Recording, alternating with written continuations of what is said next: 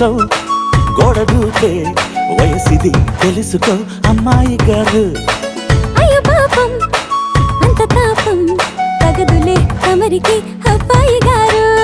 ఆత్రము ఆరాటము చిందే వ్యామోహం తూర్పులో నిట్టూర్పులో అంతా నీ ధ్యానం.